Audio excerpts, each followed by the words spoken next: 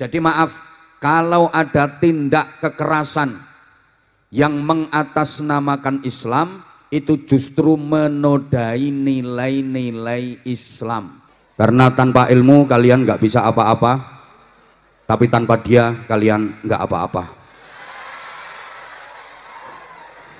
Tanpa ilmu kalian pasti rugi, tapi tanpa dia kalian bisa nyari lagi.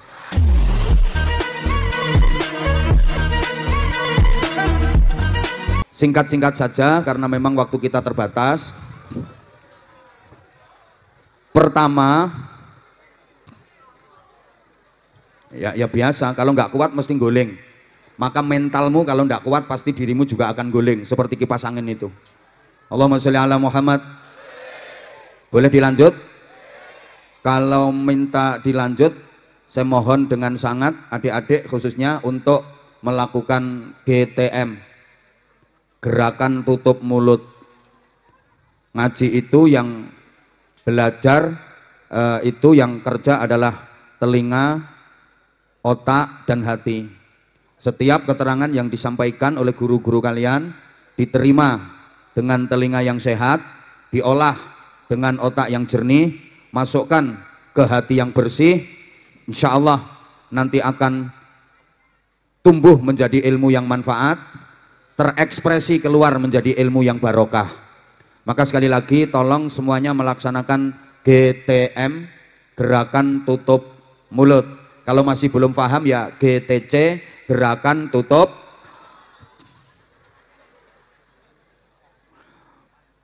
Strategi yang pertama namanya bil hikmati wal mau'izatil hasanah. Menggunakan cara-cara yang arif bijaksana, kemudian nasihat-nasihat yang baik. Penyebaran agama Islam di Indonesia itu sama sekali tidak menggunakan kekerasan, enggak, tapi dengan santun penuh kelembutan, dengan cara-cara yang simpatik sekaligus menarik.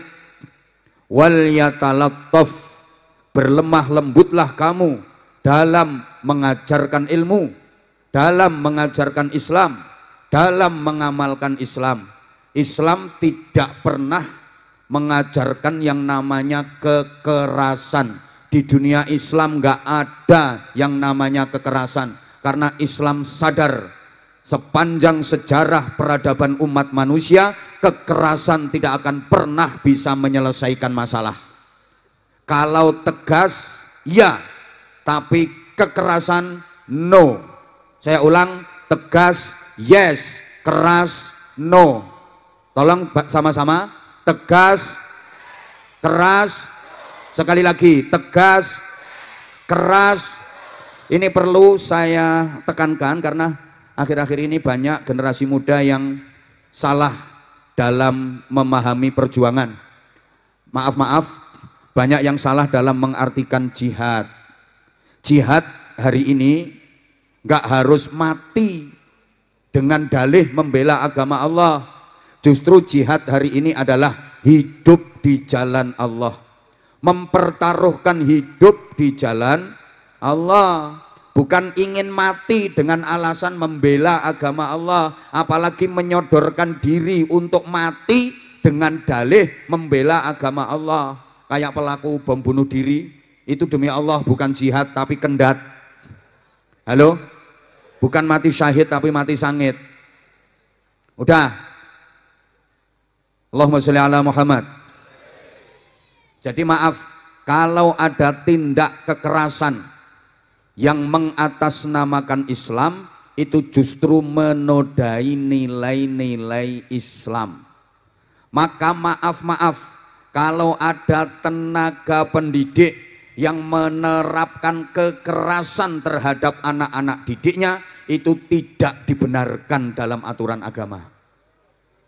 Tegas harus, tapi kalau keras, mbok gak nyaut tok. Gini ya, Islam di kita itu bukan yang irhabi, yang ekstrim radikal, dikit-dikit ngebom, bukan. Bukan pula yang tataruf, yang liberal, bukan. Tapi Islam di kita itu Islam yang tawassut, yang moderat, tengah-tengah. Islam ditegakkan sebagai rahmatan lil alamin, maka syariat dan ajaran-ajaran Islam dikembangkan, berproses dan berpadu dengan budaya dan adat istiadat. Para jamaah, terutama adik-adik, adat budaya itu penting apa penting? Yang keras tolong, penting apa penting? Penting, karena gini ya, sesuatu yang baik kalau nggak sesuai dengan budaya itu bisa jadi kacau. Saya udah sering sampaikan, sesuatu yang baik kalau nggak sesuai dengan adat dan budaya bisa kacau. Contoh, Al-Quran itu adalah kebenaran absolut, mutlak benarnya, sedikit pun nggak ada salahnya. Halo? Tapi kalau misalnya ada ayat Al-Quran yang dibaca tidak sesuai dengan situasi dan kondisi, ya bisa kacau. Contoh sederhana, pada acara resepsi pernikahan misalnya, kemudian pengantin pria, pengantin wanita, kedua mempelai sudah duduk di pelaminan, tamu-tamu udah mulai berdatangan, terus MC-nya mulai bicara, bapak-bapak, ibu-ibu, saudara-saudara sekalian, para tamu undangan yang kami hormati, selamat datang di acara resepsi hari ini. Kita sama-sama menyaksikan kedua mempelai sudah berada di pelaminan. Mohon doa restunya, mudah-mudahan kedua mempelai bisa membina keluarga yang sakinah, mawaddah, rahmah dan barokah sesuai dengan firman Allah, kullu nafsin dha'iqatul maut. Ini ayat Al-Qur'annya salah napa mboten? Mboten. Ayat Quran ndak ada yang salah. Yang salah itu sasarannya. Wong itu ayat pengantar jenazah kok dibaca di acara nikah. Jadi sesuatu yang baik kalau nggak cocok dengan budaya itu jadi kacau. Tolong dijawab. Mengucapkan salam itu baik apa baik? Tapi harus kondisional. Maka gaya dalam mengucapkan salam itu beda-beda. Kalau gayanya keliru jadi lucu. Sama-sama mengucapkan salam, gayanya bisa berbeda.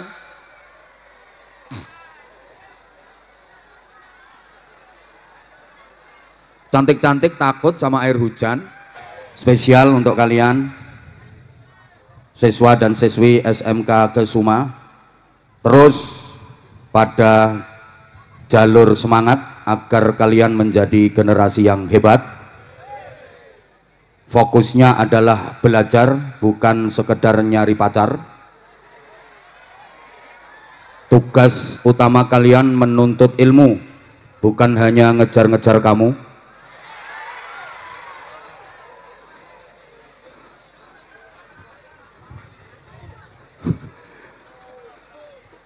Karena mbok gak dirungokno kok.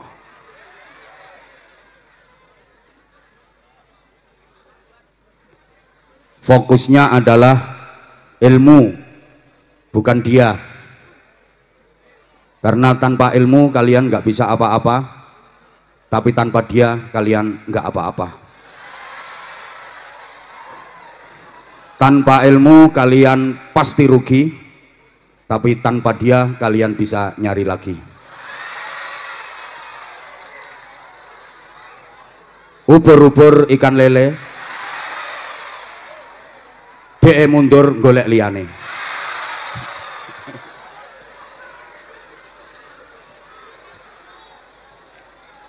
Di SMK Kesuma ini, adik-adik kalian ditempa, digembleng agar menjadi generasi pelopor bukan pengekor, generasi yang pengais bukan pengemis, generasi yang perintis bukan pewaris, generasi yang penggerak bukan penggertak, generasi yang punya karakter bukan yang karaten, yang luar biasa bukan yang biasa di luar, yang terpelajar bukan yang kurang ajar, yang beradab bukan yang biadab, yang ahli zikir bukan yang tukang kentir, yang ahli Quran, bukan yang suka gendaan,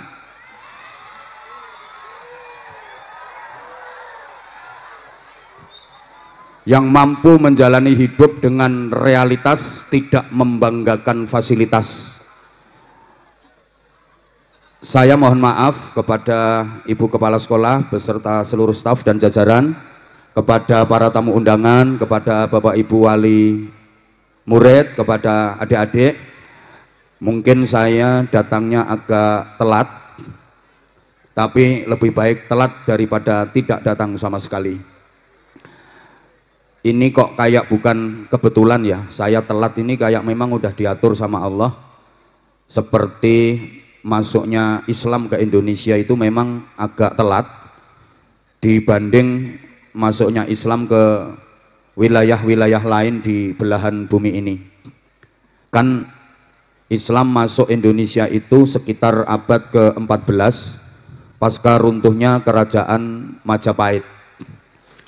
Padahal Islam sudah masuk ke benua Afrika, bahkan Eropa, itu di awal-awal abad ke-7. Sedangkan di Indonesia Islam masuk secara pergerakan itu di sekitar abad ke-14. Kalau secara individu, secara personal di abad 10 sudah. Tapi yang saya maksud adalah secara pergerakan, Islam baru masuk ke Indonesia di abad ke-14. Jadi agak telat. Makanya jadi budaya masyarakat Indonesia itu apa-apa telat. Jadi semakin telat berarti semakin Indonesia. Telat itu identik dengan ketinggalan. Adik-adik tolong diperhatikan, telat itu identik dengan ketinggalan. Maka jangan heran kalau negara kita ini apa-apa masih ketinggalan. Konsolidasi budaya ketinggalan, ilmu pengetahuan ketinggalan, ekonomi ketinggalan, teknologi juga ketinggalan. Telat. Wong Islam sudah masuk Spanyol, tahu Spanyol nggih? Pokoknya kidule terangkil. Yuk guyangan niku lho ngidul terus engko tekan Spanyol. Negaranya Real Madrid dan Barcelona. Islam sudah masuk ke sana di akhir abad ke-6, dibawa oleh Tariq bin Ziyad dan melahirkan banyak ulama-ulama besar. Yang paling fenomenal ya pengarang kitab Alfiyah Ibnu Malik, kitab Nahwu, ilmu gramatika yang dipelajari di hampir seluruh pesantren di Indonesia. Ulama itu namanya Syekh Muhammad Jamaluddin bin Abdullah bin Malik Al-Jayyani Al-Andalusi. Ternyata itu yang ngarang kitab Alfiyah itu orang Spanyol, bukan orang Margoyoso. Islam juga sudah sampai ke Rusia awal abad ke-7.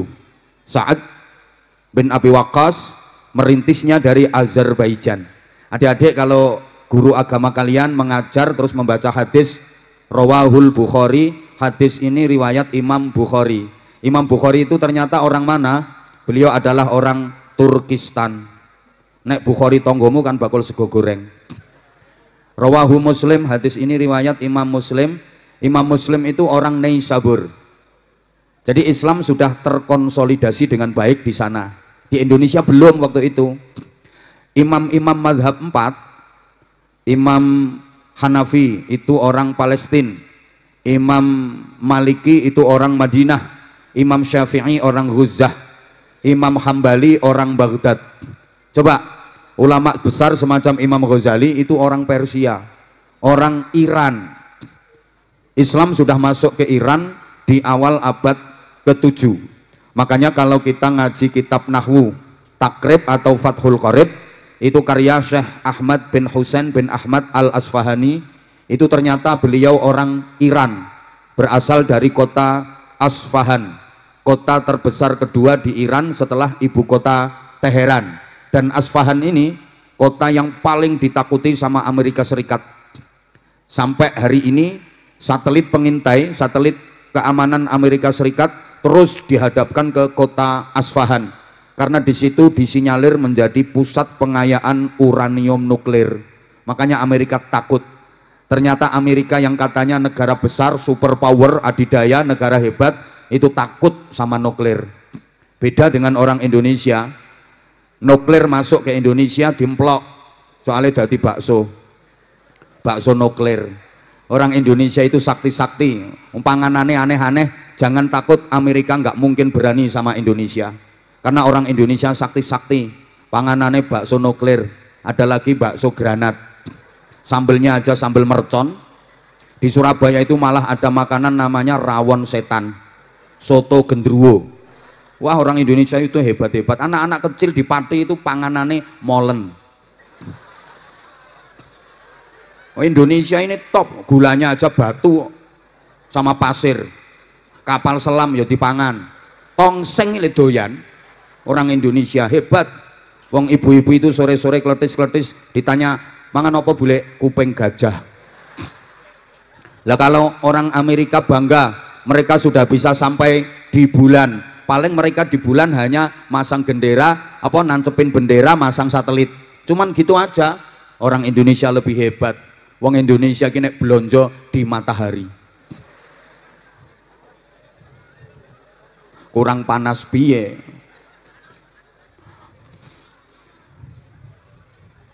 Islam masuk Indonesia itu di abad ke-14 dibawa oleh para wali yang kita kenal dengan sebutan Wali Songo. Sebenarnya Wali Songo itu ada beberapa kurun, ada beberapa generasi.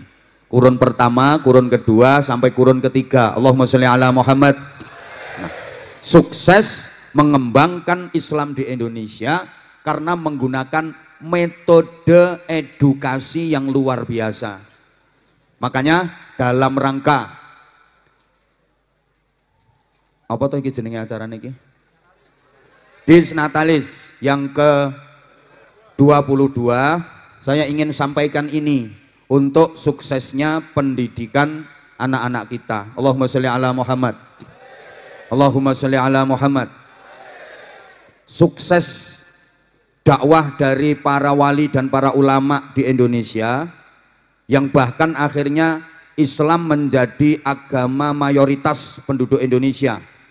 Jadi beliau-beliau sukses besar membawa perubahan agama di Indonesia yang dulunya masih memeluk Hindu, Buddha, Kejawen, Gugon Tuhon, Purbo Kayun, Darmo Gandul, Gandule Pak Darmo. Bahkan masih banyak yang percaya sama Klenik.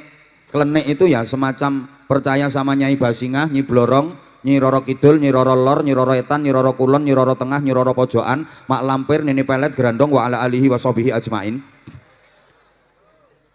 Kemudian hampir 90% memeluk agama Islam.